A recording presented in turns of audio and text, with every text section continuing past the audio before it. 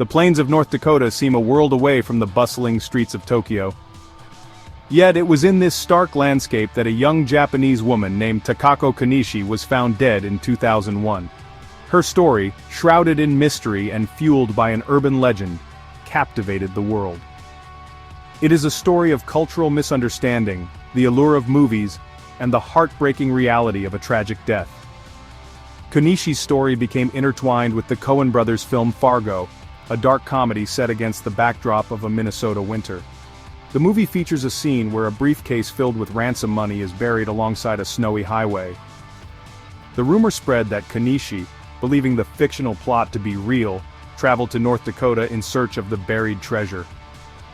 This tragic tale, though later debunked, continues to fascinate and remind us of the power of stories, both real and imagined.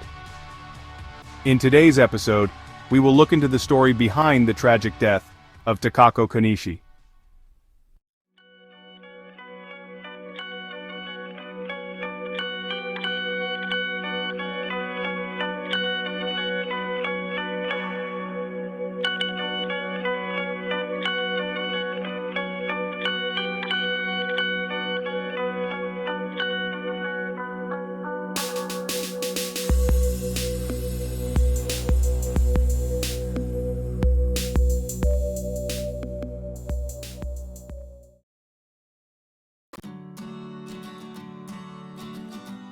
Takako Konishi was 28 years old when she left Japan for the United States.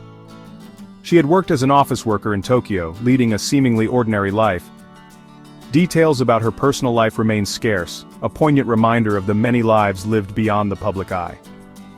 What we do know is that something compelled Konishi to travel thousands of miles, ultimately leading her to her final moments in a foreign land. It is impossible to know the specific reasons behind Konishi's journey. She left behind no note, no explanation for her actions. Those who knew her described her as quiet and reserved, making her final actions all the more perplexing. The lack of answers only adds to the somber intrigue of her story.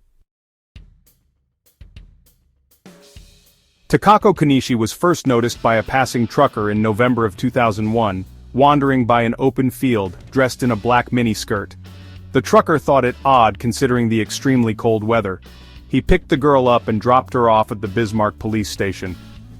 There she pulled out a hand-drawn map and kept pointing to a spot that showed a road and a tree. She kept repeating what sounded like the word Fargo while pointing at the map. It was surmised that she was looking for the location where the ransom money was buried in a scene from the movie. But because of the language barrier, officers were unable to explain to her that her dream of buried treasure was fictional. They finally gave up and assisted Takako in purchasing a bus ticket to Fargo, and watched her board the bus. The urban myth linking Takako Konishi to the movie Fargo gained traction quickly. It was a story that seemed to capture the imagination. A young woman, lost in a foreign country, driven by a fictional narrative. The image of Konishi, clutching a hand-drawn map supposedly leading to the movie's buried treasure, fueled the legend. However, the truth, as is often the case, was far more complicated and far less sensational. Investigations revealed that Konishi's map did not depict the area where the movie's fictional money was buried. Furthermore, there was no evidence to suggest that she had ever seen the movie Fargo, or was even aware of the buried treasure scene. The urban myth, while captivating, was ultimately determined to be a fabrication, a tragic example of how easily fiction can be woven into real-life tragedies. The coroner's office determined Takako Konishi's death was due to carbon monoxide poisoning, and was most likely self-inflicted. She was found in a car near Bismarck, North Dakota, far from the fictional treasure hunt that captivated the public's imagination. The circumstances of her death, while officially determined, remain shrouded in a sadness that transcends any explanation. The urban myth surrounding her death, though debunked, serves as a stark reminder of the power and potential harm of misinformation. It also underscores the human need to find explanations, even in the face of tragedy and the unknown. Takako Konishi's story, ultimately, is not about a fictional treasure hunt but about a real woman who met a tragic end far from home. It is a story that should be remembered not for the myth that surrounded it, but for the very real life that was lost. This concludes today's episode of the Paranormal Report. If you enjoyed today's episode, please give us a thumbs up and consider subscribing to our channel.